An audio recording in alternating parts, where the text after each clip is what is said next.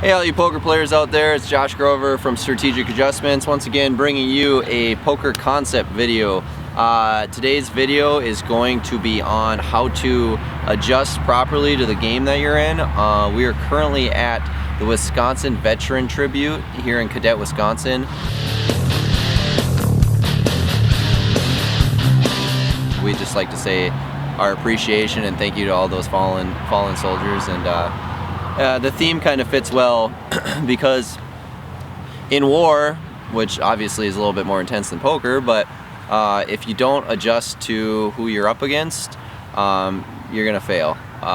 You know, if you're not making these adjustments along the way properly, you know, you're gonna find yourself in a lot of bad situations. So I'm gonna go into certain player styles that you're gonna be up against, and the game tempos that you're gonna be up in, and how to play against them.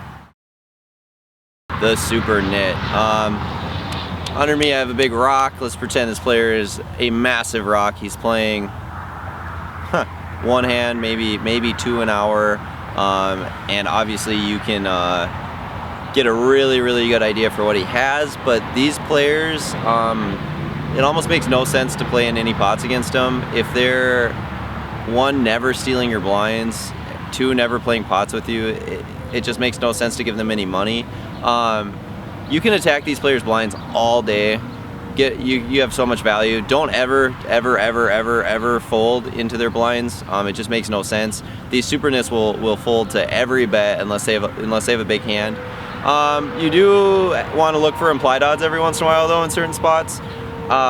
You know, if you're able to snap off a big hand, if they raise under the gun or an early position and you're deep enough, then you definitely want to be looking for those spots to snap them off.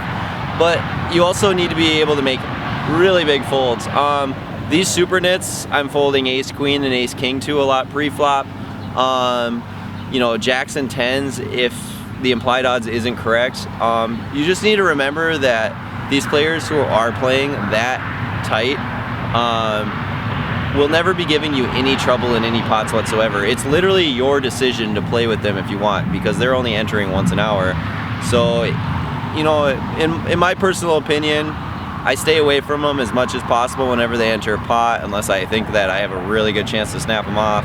Or, you know, and I win their blinds all day long. It's literally free money. So that's my best advice on playing against the super nit. The next game or group of players that I'm going to tell you about will be the Maniacs. Ooh. These players are, in my opinion, the most fun. Crazy games. These are players that are going to be putting you in a lot of hard spots. The best way to play against them would be to call in position.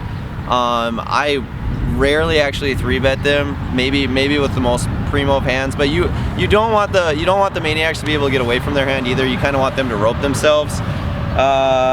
You know, you just tighten your range pre-flop. You don't play a lot of hands, and this is the player that you're gonna make all of your money off of. So spend your majority of your time focusing on them, getting a read.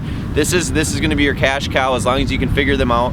I know you don't want to lose your focus on all the other players, but if you can figure this player out and get a good read, that is so important.